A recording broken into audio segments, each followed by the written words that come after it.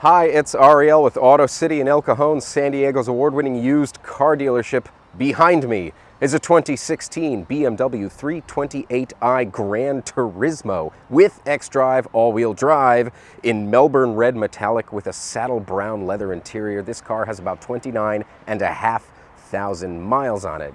It's gotten a little confusing these days. BMW has a lot of compact four-door sedans and hatchbacks. You have your standard 3 Series sedan, you have your 3 Series station wagon, now you have your 4 Series four-door Gran Coupe, not to be confused with this, the 3 Series Gran Turismo. This is a 5-door hatchback that's something in between a standard sedan and a station wagon. While it sounds kind of pointless, and while it might kind of be one of the more oddball looking BMWs, this car actually does have its own set of practical elements that make it unique, special, and might just make it the right BMW for you. Let's take a look.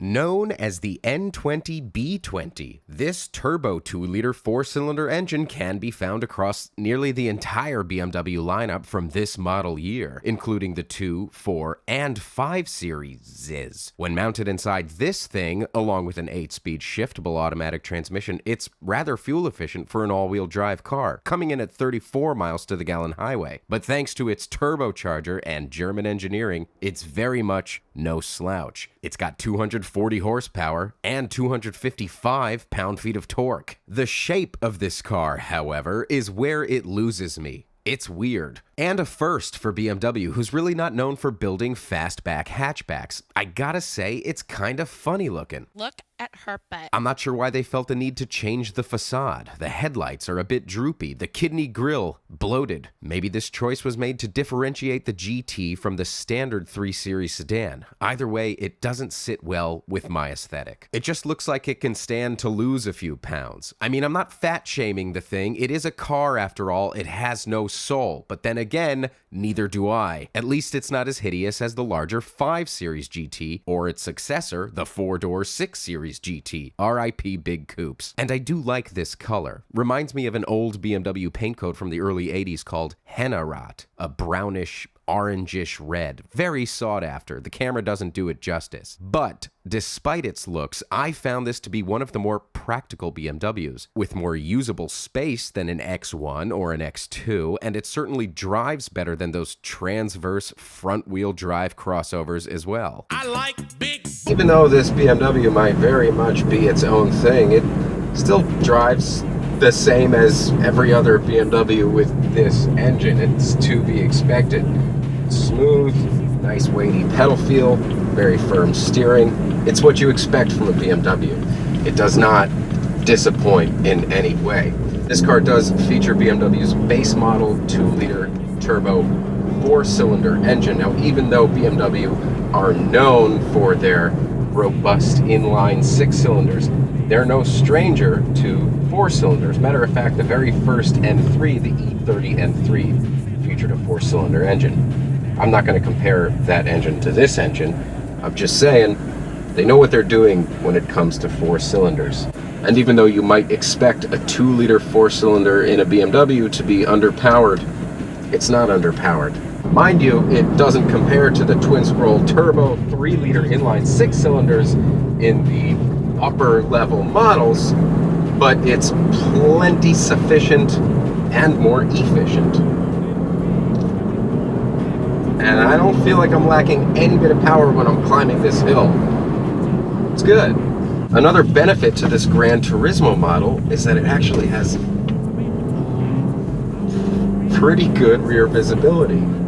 Nice large hatchback window gives me a clear understanding of what's happening behind me.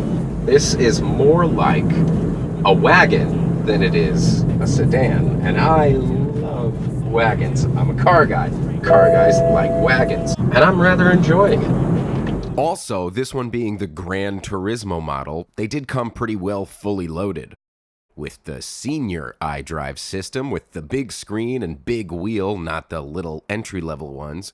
It also has really nice saddle brown leather sports seats. I really like this color. It's got wood trim, dual zone climate control, you name it. It also has a large panoramic sunroof.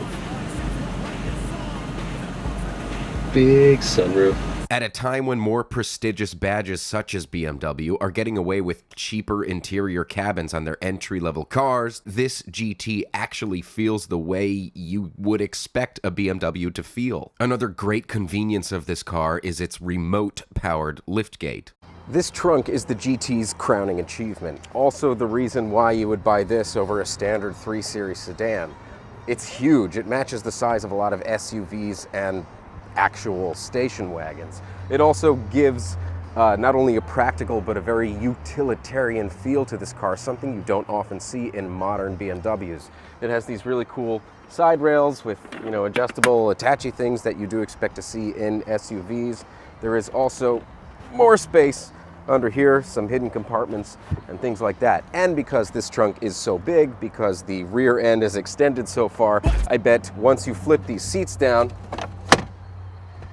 you get a ton of cargo capacity back there. Now, I love to sleep in my E46 wagon when I go camping, but this is even bigger than that. You would have to lay some blankets or some mats down so your butt doesn't get caught on the metal joints over there, but this is probably the most impressive thing about this particular style of BMW 3 Series. I like it. Speaking of the back seat, it's really roomy back here, like 5 Series roomy. Look at all the leg room I have. I mean, yes, I do sit rather close like a granny, but still, you have lots of leg room on both sides. And look, while it ain't exactly the Ritz-Carlton back here, there are some nice upscale-y features. The back seats also do feature heated seat things, and then when you flip the center console down here, you have some storage and some cup holders, and you know, the panoramic sunroof goes all the way to the back seat here too, so the folks back here can look out into the sky. I kind of like this car. Ooh. I don't like a whole lot of modern BMWs, if I'm being honest with you. I'm an old school guy. I like the way they used to be built. You know, the M2, of course, is an exception. That thing is sublime. But I'm liking this car. I think it handles itself very well. And I appreciate the visibility. I appreciate the extra features in the accoutrement, the wood trim, saddle brown leather. I really like. Yeah. That's about all I got to say about this car. I like it. You know, I got to admit, I didn't have very high expectations for this car, but I kind of like this little oddball BMW. If you'd like to come take a look at this car or any other cars we have in our award-winning lot, come see us in the El Cajon section of San Diego or check us out online at GoAutoCity.com. Thank you so much for watching, and don't forget to like, comment, and subscribe. Keep driving.